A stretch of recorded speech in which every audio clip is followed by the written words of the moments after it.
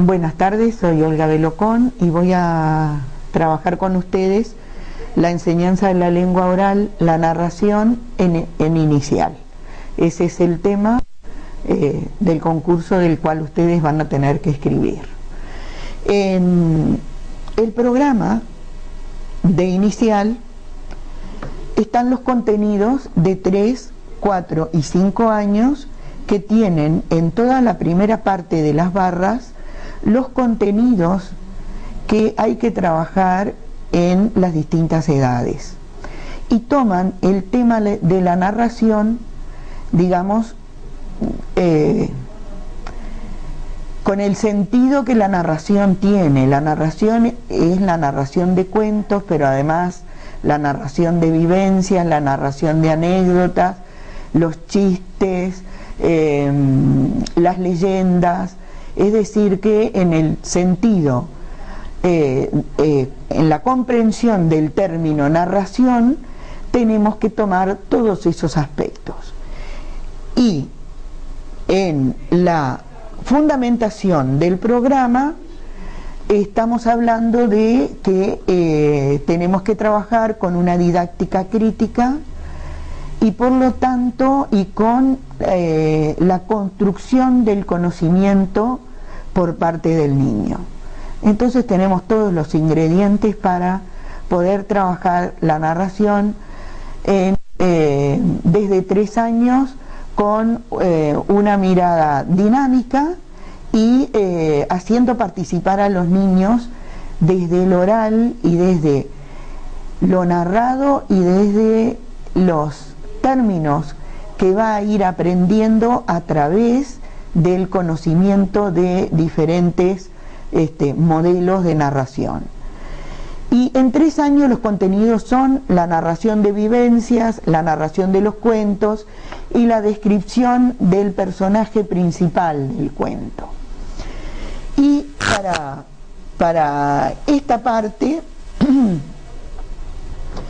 yo propongo tomar como muy importante la organización de los niños en pequeños grupos y proponer la escucha de las intervenciones de los niños que están contando vivencias, que cuentan cosas que le pasaron. Digamos que tradicionalmente en inicial esa es la ronda de todo el grupo y muchos niños no se animan de pronto a hablar en esa ronda grande, pero agruparlos en las mesas y conversar, tener una parte del tiempo para conversar de lo que les ha pasado en grupos más pequeños puede generar un ámbito diferente que el de la rueda, grande para contar. Y en ese contar también, en 3 años y a partir de 3, contar con la ayuda de elementos con los que imaginar situaciones que generen relatos. Y en esto ya no estamos hablando de cosas en las que ellos participaron en vivencias, sino en dejar volar la imaginación. Y para eso yo propongo, entre otras cosas, el uso del títere. El uso del títere que, como ustedes pueden ver, puede generar una situación en la que el niño se olvide de que es él el que está hablando, sino que puede hacer hablar al muñeco. Este títere se puede emplear en las 2 modalidades de las que habla María Victoria Reizábal. Esas 2 modalidades son las de decir discursos aprendidos y por lo tanto este puede ser el mono de uno de los cuentos que ellos conozcan, o puede ser el gallo pinto que esta mañana no cantó y pueden decir la copla de memoria que saben del gallo pinto, o este gallo o este títere puede ser el muñeco o el elemento que haya acompañado al niño hasta su casa, que haya ido ese fin de semana y que a través del títere el niño cuente vivencias propias. Es decir que en la oralidad podemos tener la modalidad de repetir un guión aprendido de un cuento, de una historia, o contar o explicar o describir cuestiones que tienen que ver con sus propias vivencias. Y repetir juegos prosódicos, para repetir lo que se aprendió de memoria, tenemos también las coplas, los cuentos memorizados, y tienen los juegos prosódicos, los juegos esos en los que va a tener importancia. La prosodia es la entonación, digamos, el hablar en susurros, el hablar bajito y hablar alto, el entonar, hacer pausas, susurro, grito, repetir frases variando la expresión, haciendo preguntas, admirando. Ese tipo de juego que a los niños les encanta y que tiene que ver con la modalización y el manejo de la voz. Y para todo eso tenemos las coplas, los versos, las canciones, los diálogos que aprenden de memoria. Los juegos como ¿dónde va la mirufita? Mirufí, mirufá, voy al campo por violetas, mirufí, mirufá, y sigue agregando cosas para hacer una corona, mirufí, mirufá, para el rey de esta casa, mirufí, mirufá. Y en eso van haciendo la maestra o uno de los niños hace una pregunta y los niños contestan. O en la casa de Juan se han comido todo el pan, ¿quién ¿fuiste tú? No, yo no, tú sí. Entonces ese tipo de juego en el que el niño interactúa cantando, contestando y preguntando. Realizar historias ficcionales con objetos. Un peluche o una pelota en el que el peluche se convierte en uno de los lobitos. Cuando va cantando 5 lobitos tiene la loba, uno se fue, no sé qué. Cada vez que va haciendo la copla, van haciendo, representando con el peluche las actividades que se cantan. La narración con repeticiones, cro cro cantaba la rana, cro cro debajo del agua, y los cuentos mínimos, las canciones, las retahílas, las leyendas, los poemas, con historias acumulativas, como aquella de El perro, sí, nunca me lo acuerdo de memoria,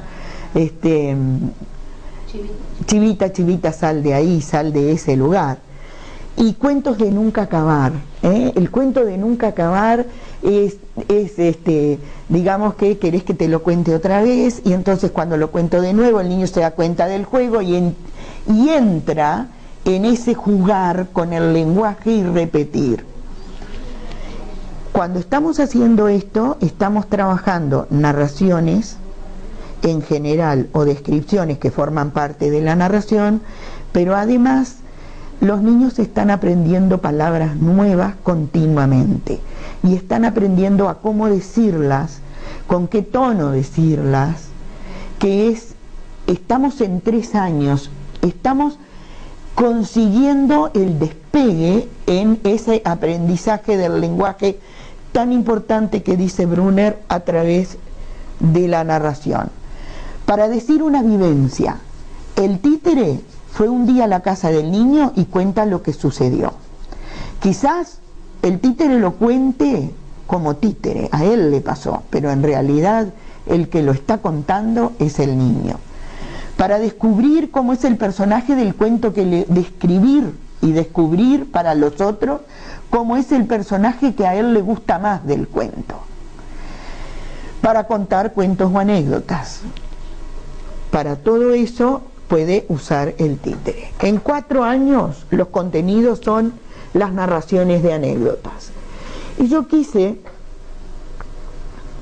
voy a leerles los contenidos de 4 años. La organización en el cuento, marco, complicación y resolución, los nexos temporales de la narración oral, la descripción de personajes principales y secundarios y la ubicación del espacio temporal. Y yo quise buscar en el diccionario qué dice de anécdota como significado, porque generalmente se usa el significado de anécdota como el de una vivencia personal. Pero resulta que anécdota quiere decir relato breve de un hecho curioso que se hace como ilustración, empleo o entretenimiento. Suceso curioso y poco conocido que se cuenta en dicho relato.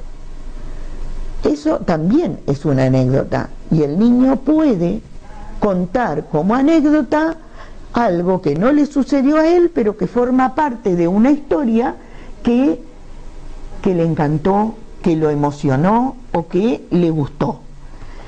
El argumento o asunto de una obra, digamos contado como hilo, también es una anécdota. Y un suceso circunstancial o irrelevante que es, yo creo que en la mayoría de los significados que se emplea generalmente. La macroestructura narrativa tenemos que tomarla si estamos enseñando a través de la oralidad, estamos enseñando la narración.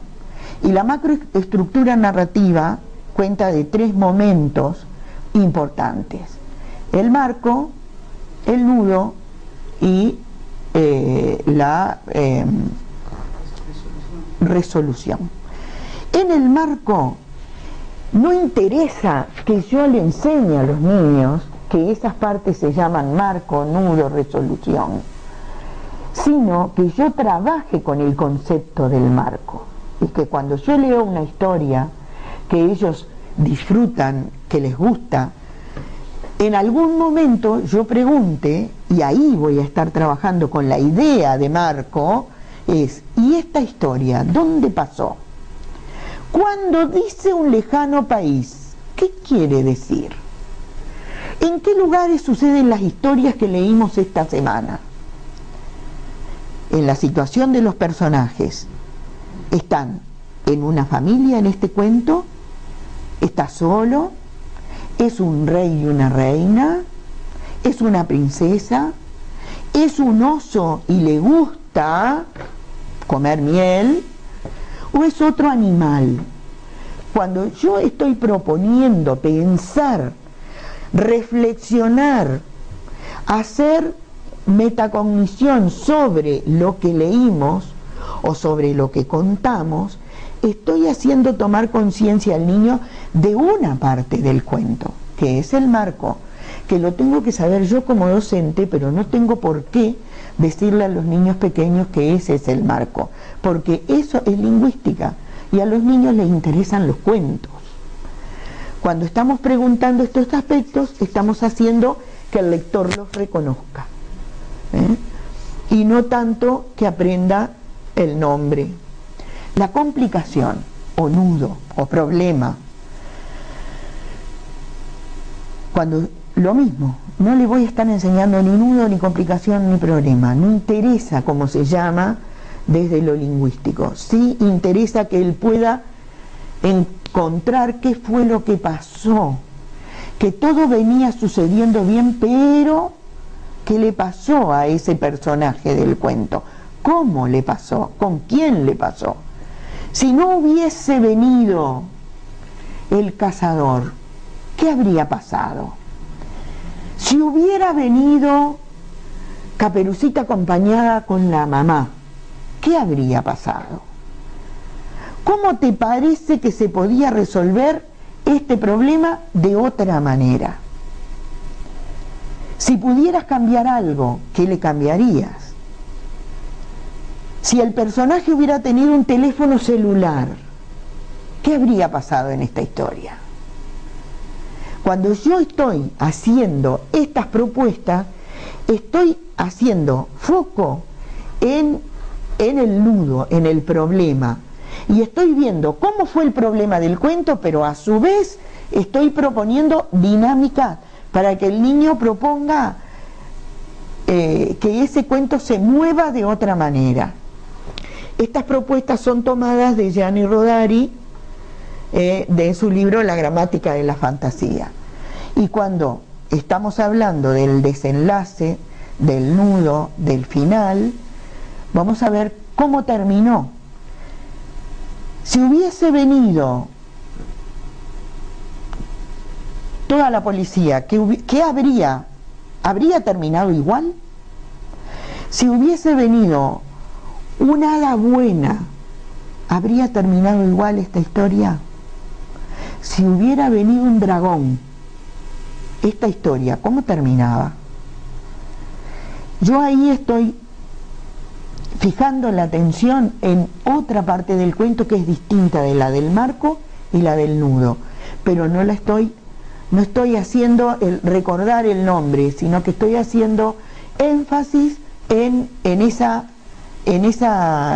ese lugar del texto y del significado de la historia. Y por último, la pregunta: ¿te gustaría pensar y decir otro final para esta historia? Puede ser que los niños digan que sí, o puede ser que digan que no, que les gusta así como terminó, tal cual.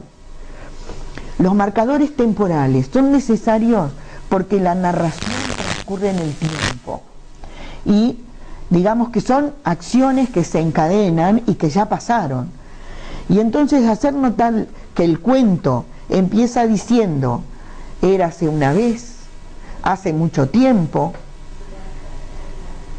hace muchísimos años, eso está marcando una acción que se hizo o que se imaginó en un tiempo muy lejano. Pero además las acciones se van encadenando con nexos como y luego, y un rato después, y más adelante, y qué pasó más tarde. Ese tipo de nexos está marcando la acción, cómo está sucediendo en el tiempo. Cómo nos damos cuenta de que pasa en el tiempo. Si cambiáramos, dice, hacer notar que el cuento empieza con había una vez. Si esto lo dijéramos, ayer sucedió en un lejano país, el ayer le quita eso que el cuento tiene de irreal para ubicarlo en el tiempo más próximo. Y el ayer le sirve al niño para narrar vivencia, para narrar anécdota, pero para el cuento muy pronto él lo va a rechazar, porque el cuento tiene, digamos, los marcadores de la narración lejana.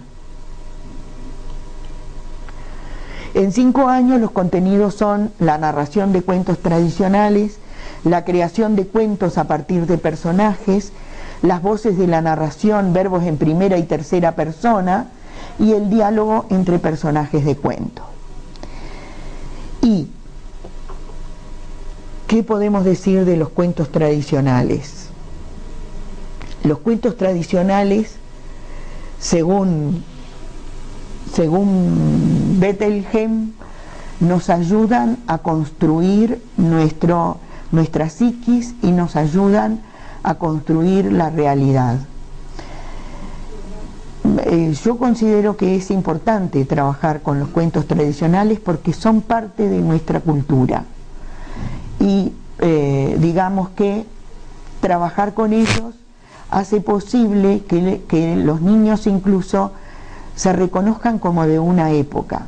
También podemos trabajar cuentos actuales, cuentos modernos, pero los cuentos tradicionales digamos que manejan el miedo, manejan muchos conceptos que después los retomo y que tienen que ver con la construcción y con el crecimiento, según Bruno Bettelheim. Cuando los seres humanos tenemos muchos miedos que tienen que ver con nuestro crecimiento, el miedo al abandono, el miedo a crecer, el miedo a separarse, el miedo a separarse de la madre, todo eso que le sucede al niño del jardín y que puede ser manejado a través de las historias que narran los cuentos tradicionales.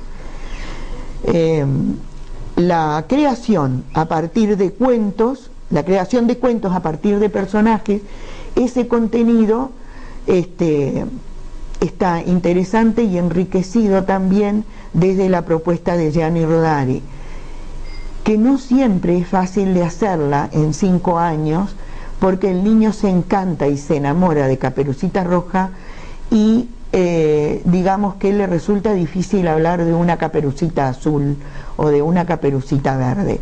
Es más adelante que les gusta jugar.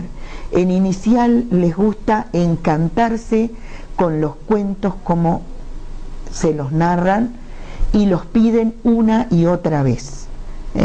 Entonces es un derecho del lector y es un derecho de quien escucha escuchar muchas veces el mismo cuento.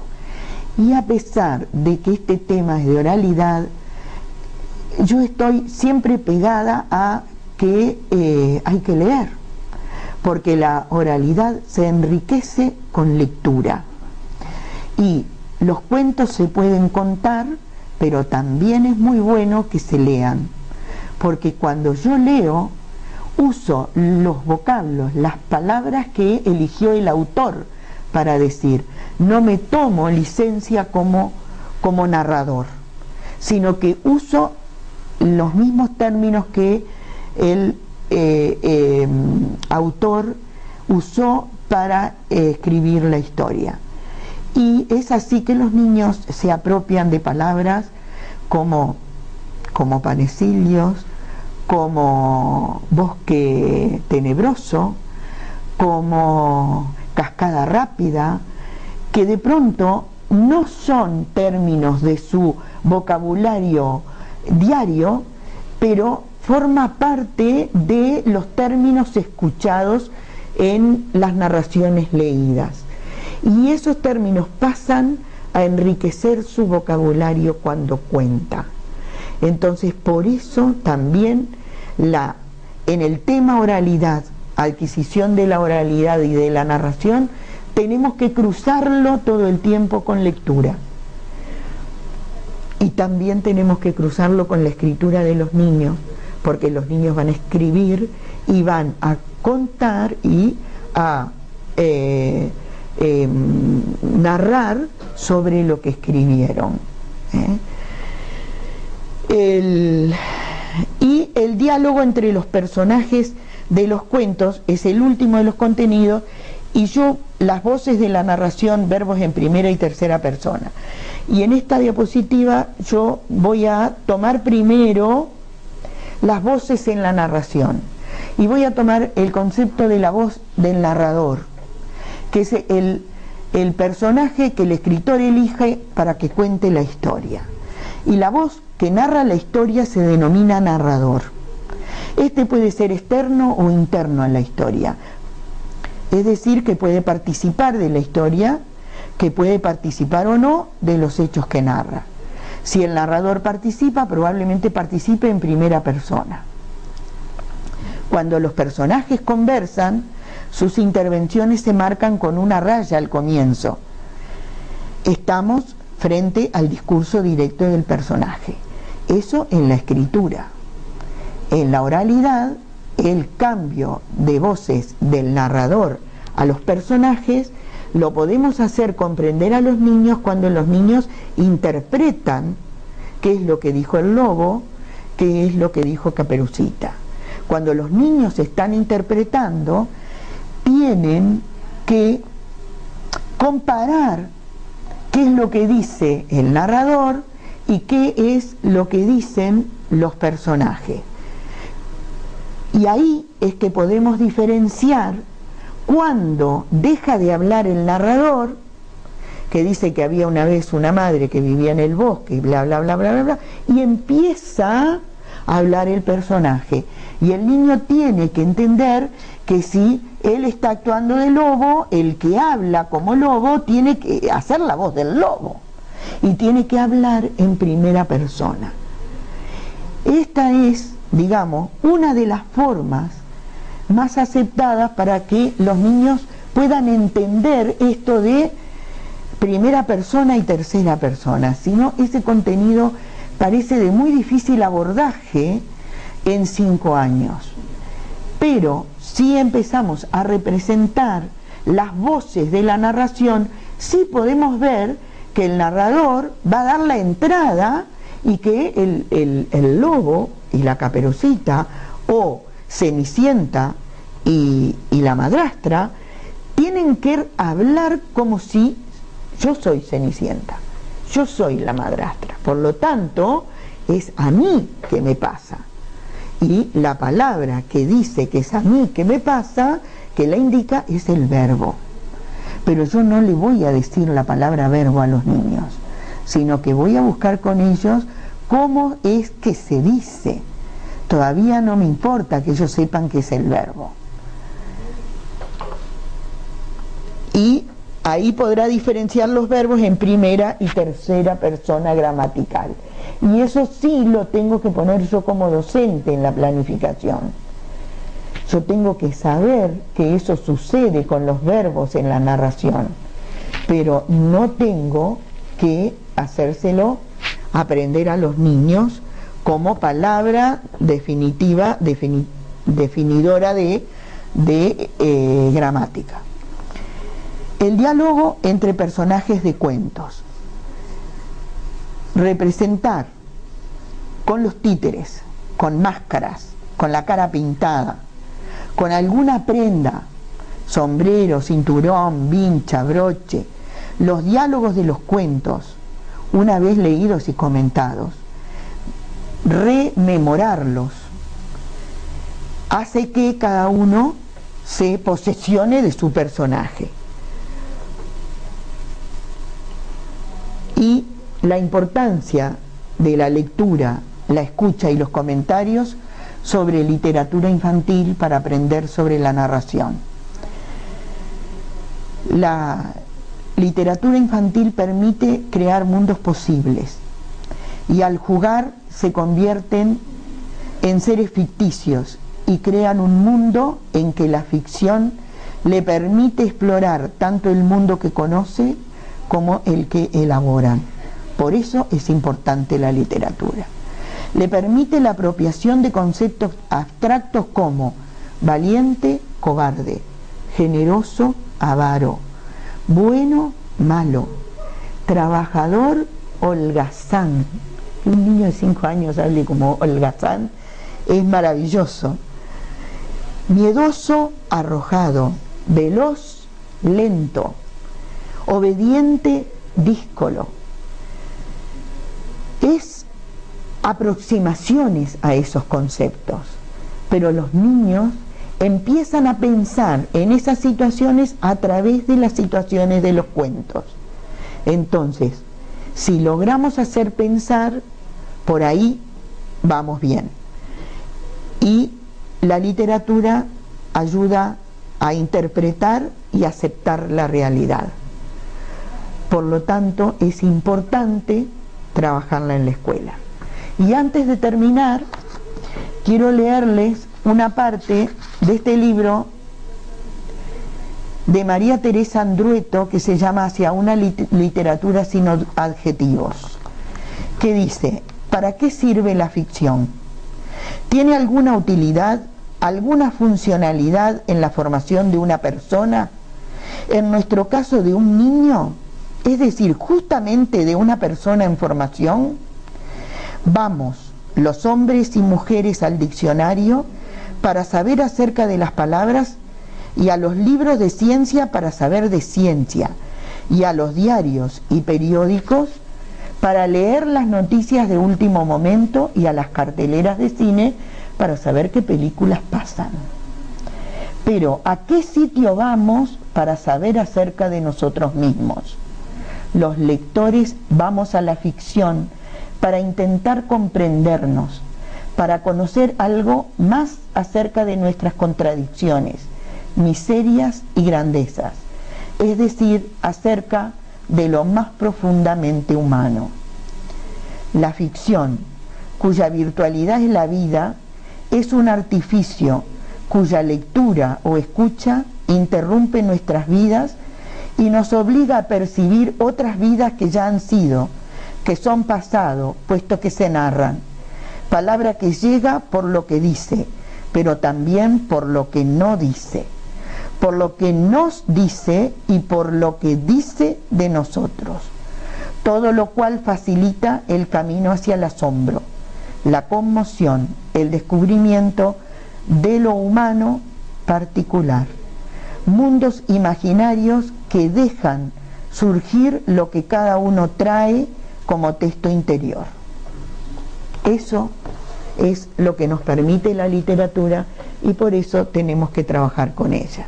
Y por último, quiero compartir con ustedes la bibliografía para armar este tema. Este tema que no es, digamos que lo que yo hice fue hacer una entrada sobre por dónde andaría escribiendo si tuviera que escribir sobre este tema, pero no es todo lo que hay que escribir. Por lo tanto, les recomiendo leer de Avendaño y Miretti El desarrollo de la lengua oral en el aula, de Avendaño y Perrone El aula, un espacio para aprender a decir y escuchar, de Bassols y Torrent, que hoy no lo traje, pero lo van a tener colgado, el capítulo que habla sobre narración, sobre las voces en la narración, porque nosotros como docentes tenemos que poder distinguir, y de Casani y Luna y Sanz también tenemos la estructura narrativa y las voces, y de Álvarez y de Margaret Meek en torno a la cultura escrita, que tiene unos capítulos preciosos sobre lo que los niños aprenden cuando leen cuentos, cuando se les lee cuentos, cuando ellos cuentan cuentos, cuando interpretan historias, cuando las dramatizan y cuando los adultos, sobre todo, formamos parte de ese mundo fantástico que ellos crean para comprender la realidad. Muchas gracias.